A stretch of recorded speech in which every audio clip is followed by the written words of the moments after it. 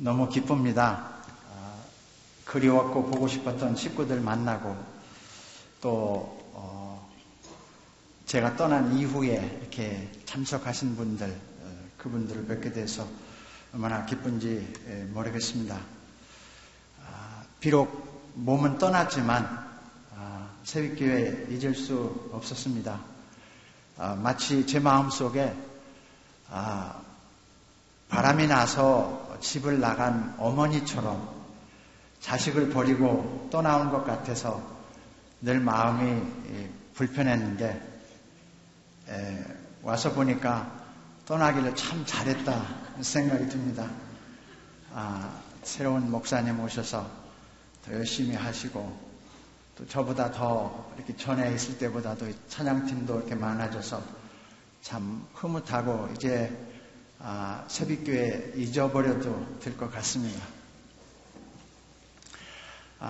오래전에 제가, 그러니까 2010년입니다. 5월 16일에 그때 혹시 교우들 기억하시는지 모르지만 제가 주보에다가 앞서가시는 분 그런 제목의 칼럼을 썼었습니다. 내용은 제가 갑자기 떠나게 돼서 후임 목사도 결정되지 않은 상태에서 교우들한테 걱정하지 마십시오. 하나님이 좋은 분을 보내주실 테니까 하나님만 믿고 그렇게 모든 걱정을 하지 말라고 하셨습니다. 교우들을 비롯해서 오늘 참석하신 축하하기 위해서 오신 여러분들에게도 제가 묻고 싶은 질문이 있습니다. 여러분이 지금까지 살면서 하나님이 여러분보다 앞서 가신다 라고 하는 그런 경험이 있으신지요? 오늘 본문 신명기 31장은 이스라엘 백성들이 광야에서 40년 동안 하나님이 앞서 가셔서 인도하시는 것을 경험을 했습니다. 모세가 자기가 120살이 되었다고 고백을 합니다. 40년 동안 이스라엘 백성들과 온갖 어려움을 겪어가면서 이제 약속의 땅, 가나안 땅을 눈앞에 두고 있습니다. 그런데 지금 이스라엘 백성들을 모아놓고 모세가 전하는 말은 아주 청천벽력 같은 소리입니다. 하나님이 자기는 들어갈 수 없다는 겁니다. 이제 자기 후계자 여호수아가 마치 제 후임자 우리 이현호 목사님이 하시는 것처럼 하나님께서 새로운 계획을 가져서 이스라엘 백성들을 보고 여호수아가 인도할 테니까 걱정 말고 약속의 땅을 향해서 가라는 겁니다. 이 앞서가시는 하나님 이야기는 이스라엘 백성들이 광야에 왔을 때 하나님께서 약속하신 말씀입니다. 출애굽기 23장 20절에 이런 말씀을 하십니다. 내가 사자를 내 앞서 보내어 길에서 너를 보호하며 너로 내가 예비한 곳에 이르게 하리니. 이스라엘 백성들은 하나님께서 모세가 아닌 하나님이 앞서 가셔서 또는 하나님이 천사들을 보내서 그들이 틀림없이 약속의 땅에 들어가실 것을 보장하셨습니다. 민수기 14장에 보면은 그래서 주님께서는 낮에는 구름 기둥으로 밤에는 불 기둥으로 이스라엘 백성들을 인도하셨다고 이야기하고 있습니다. 얼마나 이스라엘 백성들이 어려움 가운데서도 이제 약속의 땅을 눈으로 바라보면서 가슴이 설레했겠습니까? 그런데 하나님이 모세는 들어갈 수 없다는 이야기를 듣고 이스라엘 백성들은 많은 고민을 했을 것입니다. 도대체 하나님이 제정신인가? 모세 없이 이스라엘 백성들이 어떻게 살려고? 마치 저는 옛날에 박정희 대통령이 시해당했을 때 많은 국민들의 마음속에 가졌던 충격을 생각해 보았습니다. 이제 한국은 큰일 났다는 거죠. 북한에서 쳐들어올지도 모르고 망할지도 모른다고 다들 걱정을 했습니다. 이스라엘 백성들은 더 걱정을 했을 것입니다. 그런데 하나님께서 이스라엘 백성들에게 그렇게 말을 합니다. 마음을 강하게 하고 용기를 내십시오. 하나님이 여러분을 떠나지도 않고 버리지도 않을 것입니다. 모세가 또 여호수아를 불러서 당부합니다. 마음을 강하게 하고 용기 내십시오. 주께서 그대 앞에 가시며 함께 가시며 떠나지 않고 버리지 않을 거라고 하나님은 여호수아에게 그리고 이스라엘 백성들에게 약속을 하십니다. 앞서 가신다는 의미가 무엇일까요? 저는 앞서가는 의미를 몇 가지로 설명을 드리고 싶습니다. 첫 번째는 주님께서 이스라엘 백성들이 갈 길을 선택하신다는 겁니다. 여기서 옛날에 제가 살던 집으로 갈 때도 여러 가는 방법이 있었습니다. GPS가 이리로 가라고 하지만 그대로 가지 않고도 얼마든지 갈 수 있는 길이 많이 있습니다. 제가 11년 전에 커네디컷에서 버지니아로 올 때에 제 인생의 GPS 속에는 버지니아가 없었습니다. 근데 제 마음 속에 하나님이 가라고 해서 이게 새로운 곳이라고 해서 그때 올 때만 해도 여기서 은퇴하고 심지어 죽을 때까지 버지니아를 떠나지 않으리라고 생각을 했습니다. 그때는 정말 꿈만 같았습니다. 어찌된 영문인지 왜 하나님이 새로운 곳으로 인도하는지 전혀 저는 이제 이해할 수가 없었습니다. 저에게 뉴헤이븐 커네디컷은 이 지상 위에서 천국과 같았습니다. 정말 이름 비슷하게 헤븐이라고 생각을 했습니다. 그때 인터뷰를 하셨던 우리 조영리 감사님도 와 계십니다마는 저는 정말 개척에 대한 열정도 없었고 어떻게 개척해야 되는지도 몰랐습니다. 그런데 하나님이 가라니까 하나님이 앞서서 가실 거라는 그 약속만 믿고 무작정 상경하는 사람처럼 버지니아에 왔습니다. 그래서 여러분이 제가 이런 말씀 드리면 겸손해서 하는 말이라고 할지 모르지만 저는 제 마음 깊은 곳에서 솔직한 고백을 여러분에게 드릴 수 있습니다. 제가 개척한 게 아니고 하나님이 시작하셔서 여기까지 인도해 하셨다고 말씀입니다. 제가 처음 왔을 때 그때 이 하나님을 경험하는 삶이라는 그 책을 읽어봤습니다. 그때 그 블랙거비 목사님이 그런 이야기를 했습니다. 그 책을 쓰면서 교회를 개척하는 목회자들에게 그렇게 이야기를 했습니다. 여러분이 가서 교회를 개척한다는 생각을 하지 마십시오. 이미 하나님이 여러분이 갈 곳에 먼저 가 계십니다. 그곳에서 모든 필요한 준비를 하실 것이고 여러분들은 하나님이 시작하신 일에 동참하는 겁니다.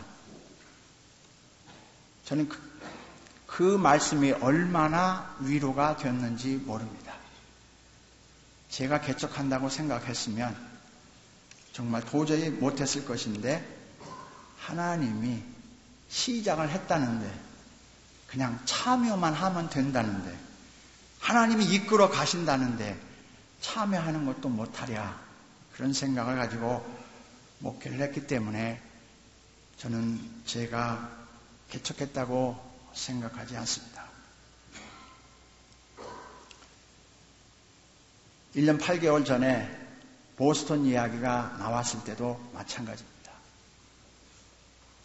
정말 황당했고 보스턴 갈 때 얼마나 힘이 들었는지 여러분 다 아실 수 있을 겁니다. 집사람도 와 있습니다마는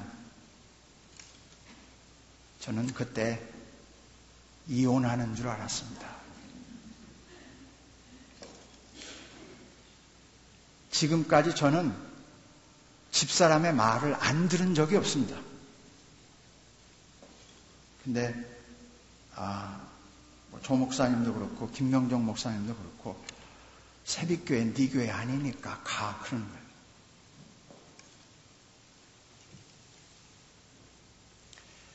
뿐만 아니라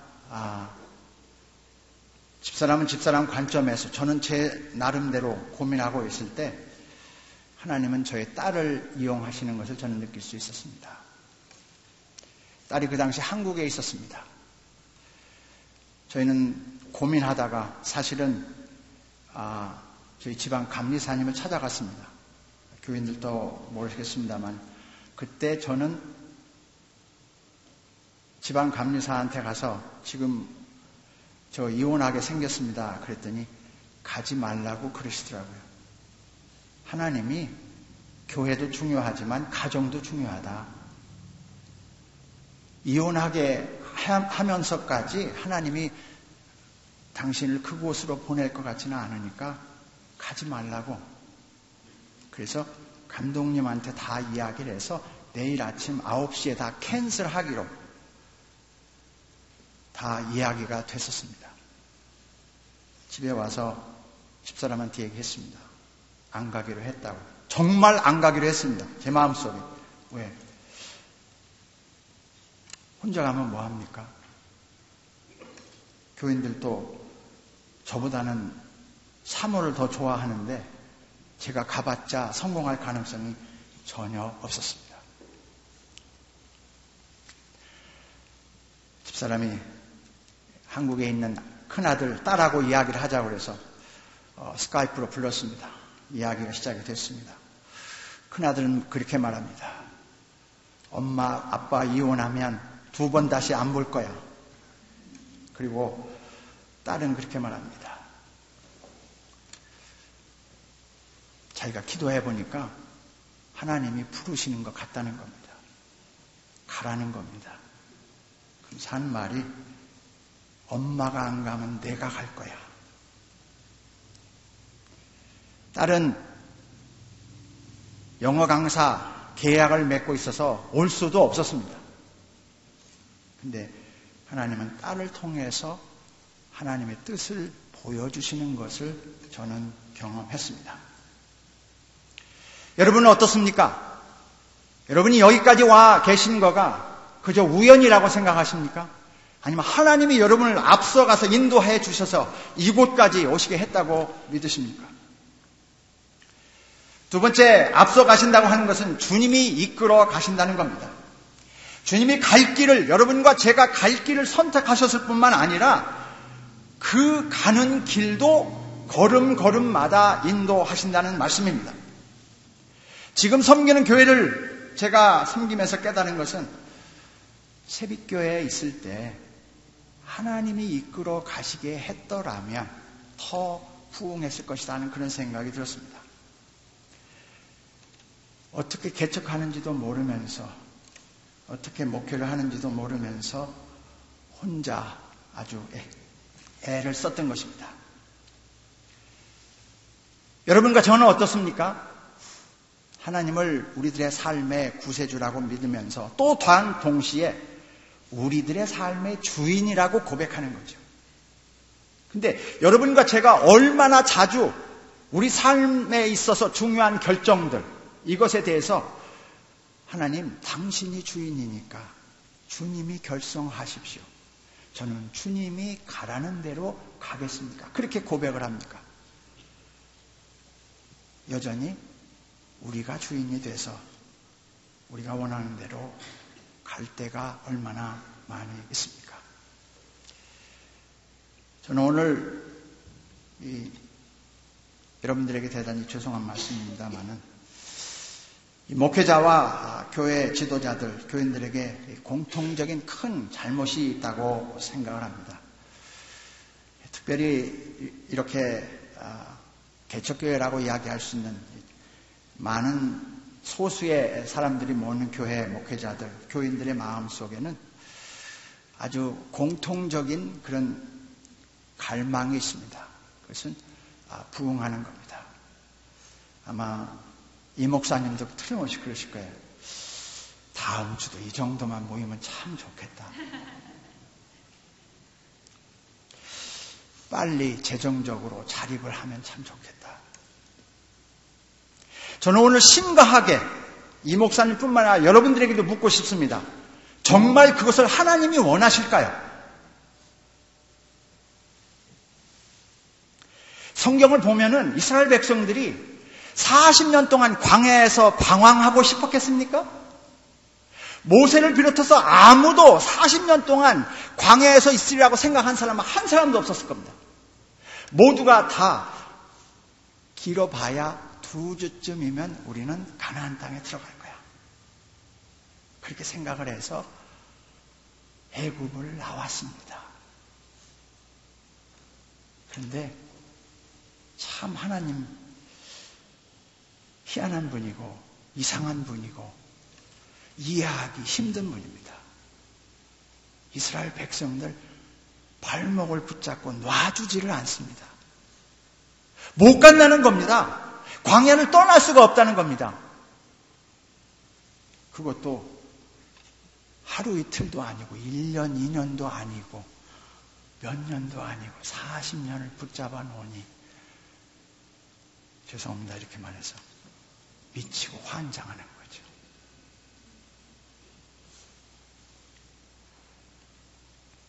이스라엘 백성들 도저히 참을 수 없는 사람은 구름기둥, 불기둥 떠나기 전에 갔습니다. 가다가 죽더라도 가겠다는 겁니다. 무슨 일이 일어났습니까? 다 죽었습니다. 왜 하나님이 붙잡았을까요? 유대 사람들이 가나안 땅에 빨리 들어가는 것, 그곳에서 행복하게 사는 것 보고 싶지 않아서 시기심이 나서 좀 광야에서 좀 놀고 싶어서 그랬을까요?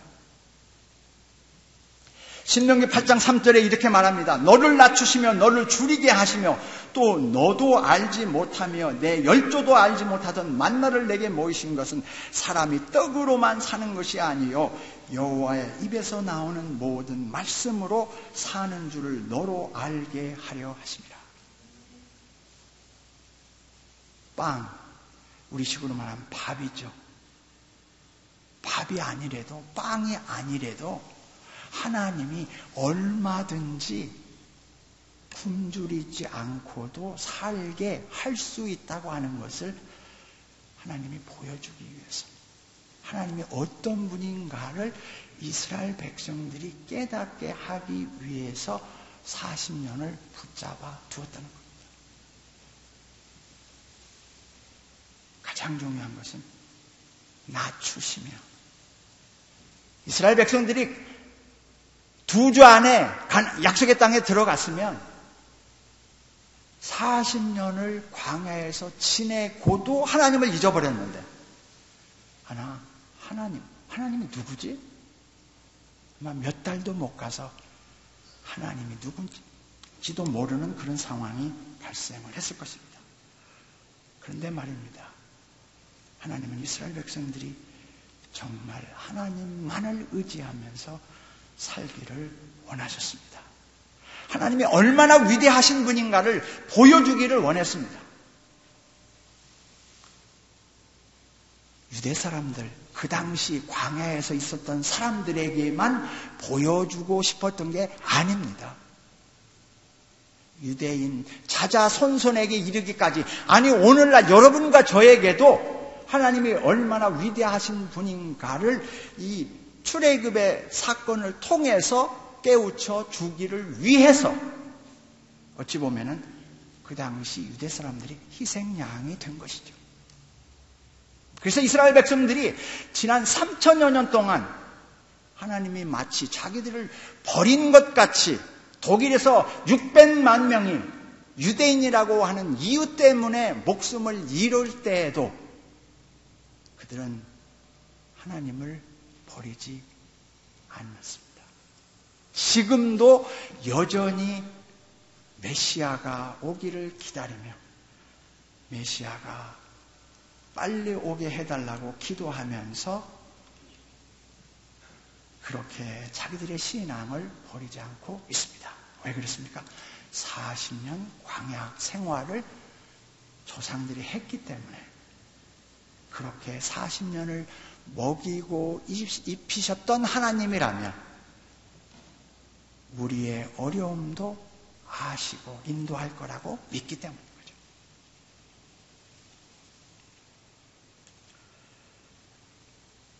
말하자면 여러분과 제 삶 속에서도 아무리 어려움이 있다고 할지라도 하나님이 여러분과 저를 낮추시고 또 우리로 하여금 하나님만 의지하게 살기 위해서 오늘 또 여러분과 저의 앞길에 어려움을 주는지도 모릅니다. 그렇다고 하면 빨리 이 어려움에서 벗어나게 해달라고 기도할 게 아니죠. 오히려 그 고난을 감사해야 되죠. 세 번째, 앞서가신 하나님이라고 하는 의미는 여러분과 저로 하여금 어려움 속에서도 역경 속에서도 강하고 용기를 갖게 하기 위해서입니다. 또 저는 그것을 다르게 말하면 오늘의 삶을 누리라, 그렇게 말씀드리고 싶습니다. 다시 읽습니다. 마음을 강하게 하고 용기를 내십시오. 그들 앞에서 두려워하지도 말고 무서워하지도 마십시오. 저는 이 말씀이 이스라엘 백성들뿐만 아니라 여러분과 저에게도 주시는 하나님의 말씀이라고 믿습니다. 새벽교회 표어가 금년 말씀의 희망을 걸어라. 약속의 말씀이죠. 하나님이 앞서 가시겠다는 그 약속의 말씀이죠. 어디로 가든지 간에 함께 하겠다는 약속의 말씀입니다. 그렇다고 하면 하나님이 약속했는데 그 약속을 안 지킬 리가 있습니까? 만약에 하나님이 약속하시고 하나님이 함께 하신다고 한다면 우리는 역경 속에서도 기쁨의 감사의 찬양을 계속할 수 있는 거죠.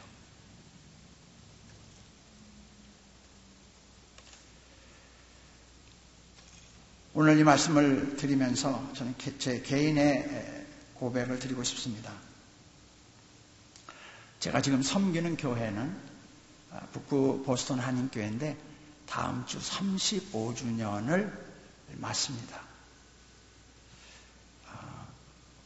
장로님 10분이 계십니다. 제가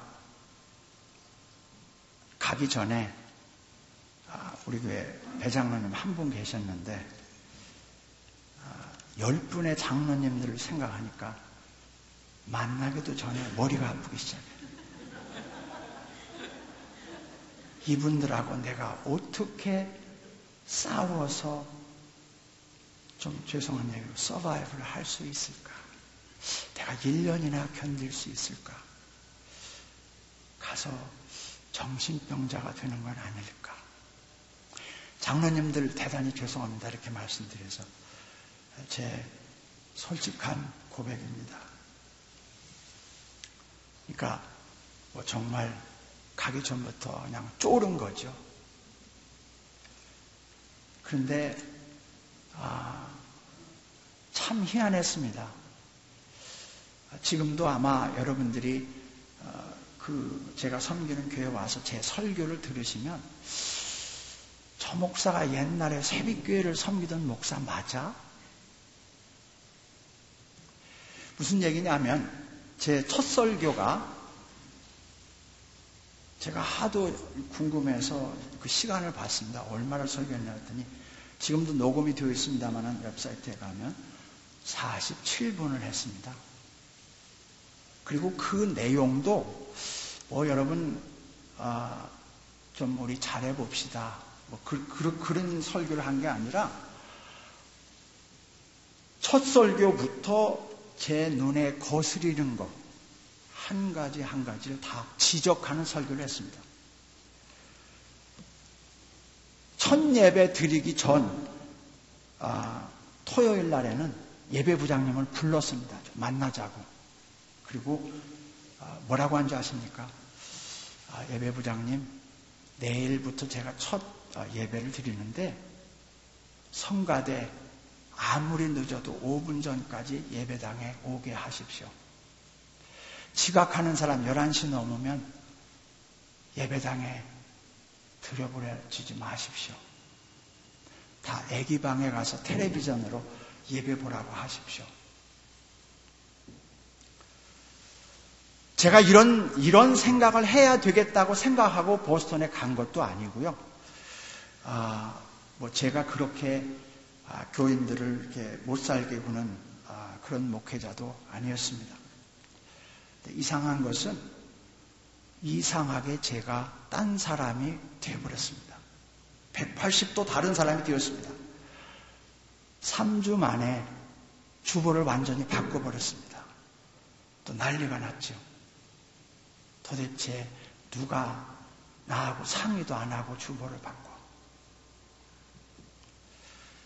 견디지 못한 젊은이들이 데모가 시작이 됐습니다. 웹사이트에다가 목사를 비난하는 글을 막 실리기 시작합니다.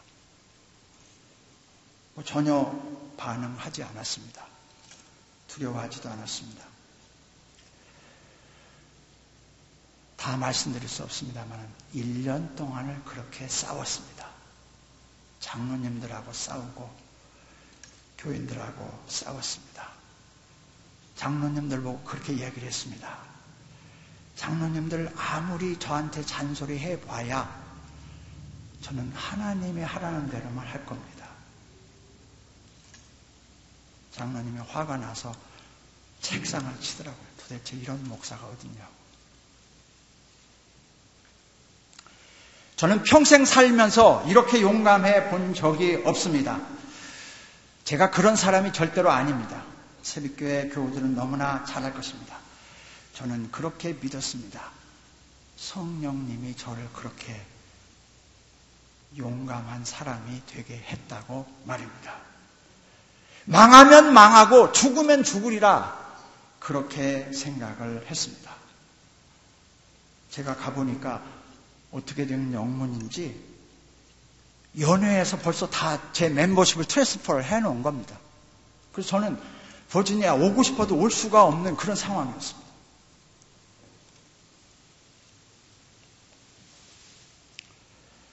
만약에 하나님이 인도하신다면 도대체 두려워할 게 하나도 없는 거 아닙니까? 네 번째, 하나님이 앞서 가신다고 하는 것은 성공을 보장하신다는 말씀입니다.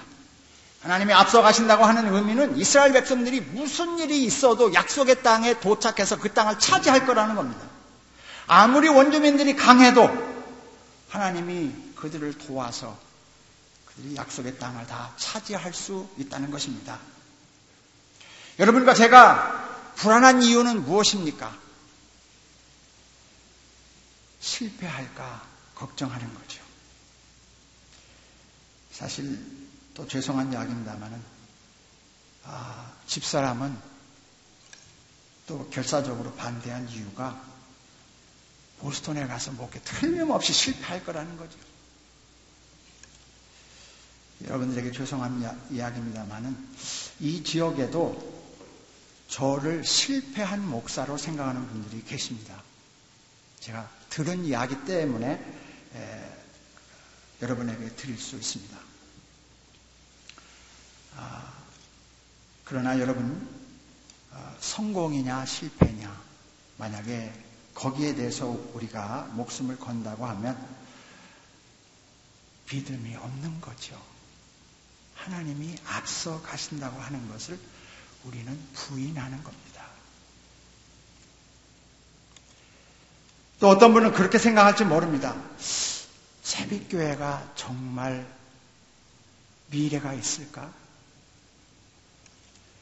우리 이 목사님 20주년 이야기를 하고 계십니다만은 아마 여러분 가운데도 그렇게 생각할지 모릅니다.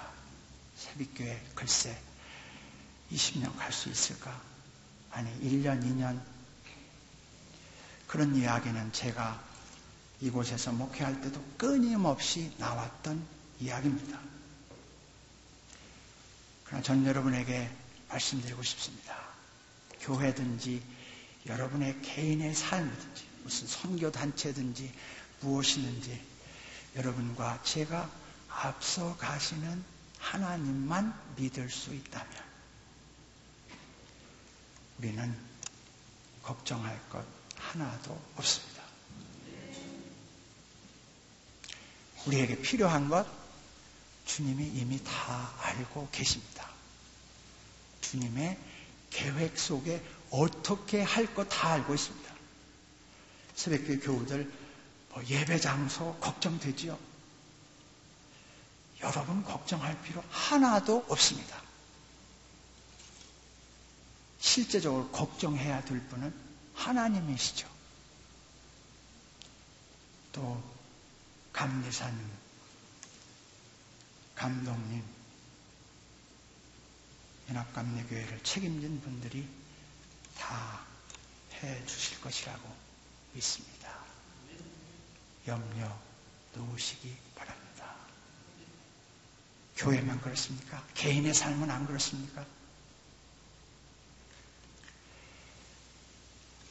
여기 와서 지내다가 배장로님 사위 되신 황성주 박사님 킹덤 드림이라는 책을 읽었습니다.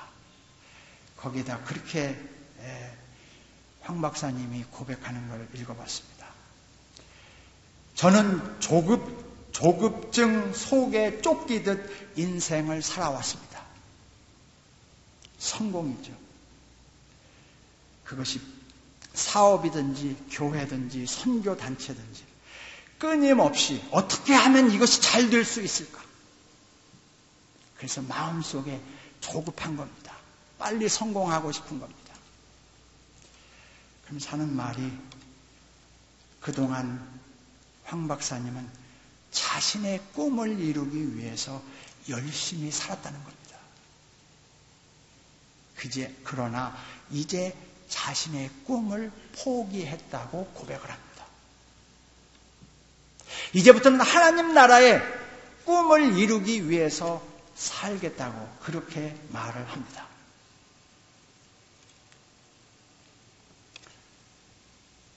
교회 부흥, 경제적인 자립, 이 목사님 대단히 죄송하지만 목사님과 새빛교회 교우들의 욕심일 수 있습니다. 하나님은 광야에서 더 있으라고 하실지도 모릅니다. 그러나 그것이 망하는 게 아니라는 겁니다. 오히려 더 위대하신 하나님을 경험하는 놀라운 기회라는 겁니다. 그래서 더 어려운 일이야.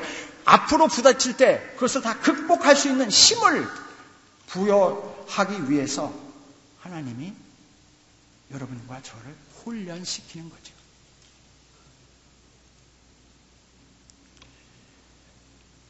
제가 섬기는 교회는 35주년, 아까 말씀드린 그래서 저는 요즘 교우들을 그렇게 좀 속된 표현으로 달달 볶습니다.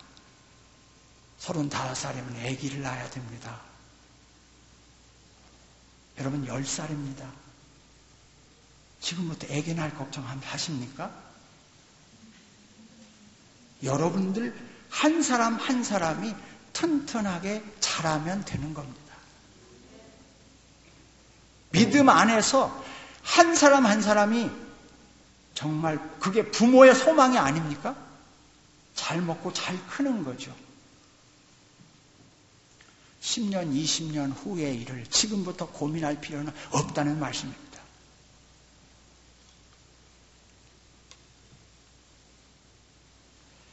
앞서 가시는 하나님, 개인과 교회 모두에게 해당되는 말씀이라고 저는 확실히 믿습니다. 10년 후에 또 새빛교회가 20주년을 맞으면서 저는 그런 꿈을 꿔봅니다.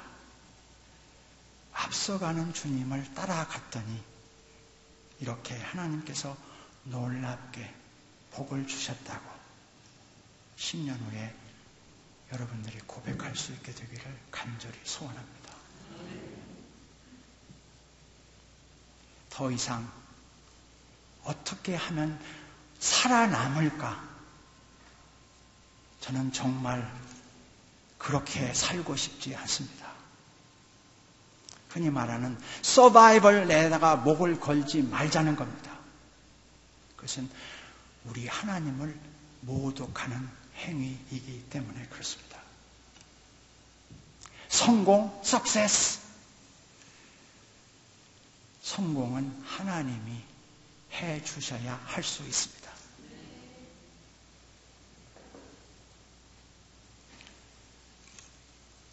여러분과 저에게 필요한 것, 하루를 살아도 다른 사람에게 정말 그 사람 때문에 내가 주님을 만났다.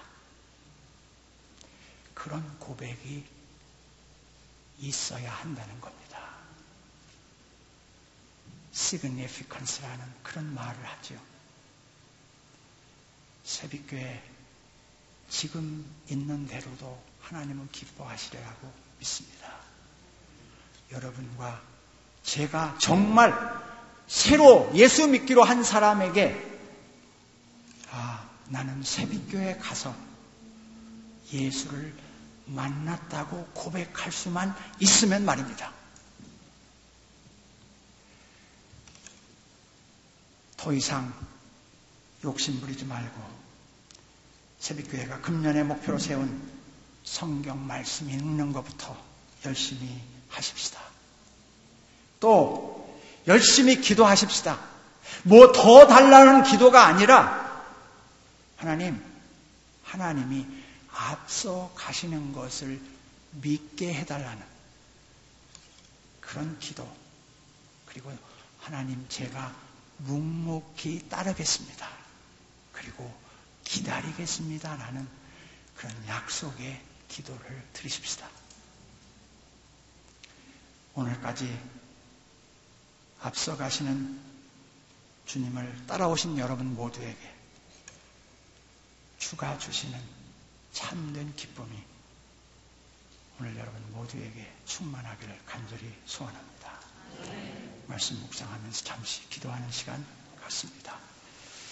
하나님, 지난 10년, 여러분 개개인의 인생을 생각하면 몇십 년, 60년, 70년, 80년 생애를 앞서서 인도하신 하나님 찬양합니다.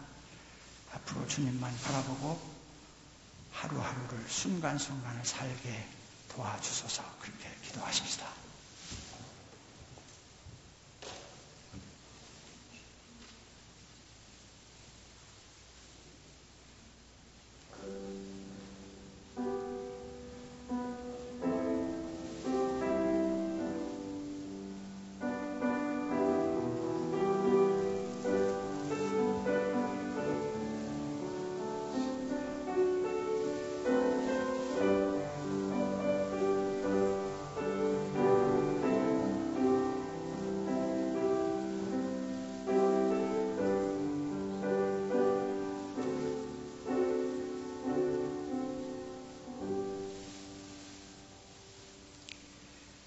하나님, 주님이 불러서 하나님의 백성이 되었다고 고백하면서도 얼마나 많은 염려와 근심과 두려움 속에 살아가는지 모릅니다.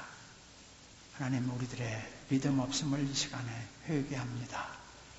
용서하여 주시옵소서. 이제까지 인도해 주신 하나님, 주님만 바라보고 그저 엄마 손잡고 가는 어린아이가 되게 하여 주시옵소서. 약속의 땅, 정말 젖과 꿀이 흐르는 그곳에 도착할 때까지 주님과 동행하면서 역경 속에서도 감사하며 주의 약속을 의지하며 살아가는 우리 모두 되게 하여 주시옵소서. 새벽교회 10년 동안 인도해 주신 하나님, 앞으로 10년, 100년, 주님의 뜻이 다하는 순간까지 이 믿음의 공동체를 이끌어 가실 줄 믿습니다. 이 교회를 통해서 많은 사람들의 가슴 속에 그리스도를 만나는 감격이 있도록 복을 내려 주시옵소서. 이 사역에 참여한 이연호 목사님을 비롯한 교우 여러분 한 분 한 분을 축복해 주시고 저들이 주님의 신실한 제자가 되며 주님의 증인의 삶을 살게 하여 주시옵소서. 감사하며 우리 주 예수 그리스도의 이름으로 기도드립니다. 아멘.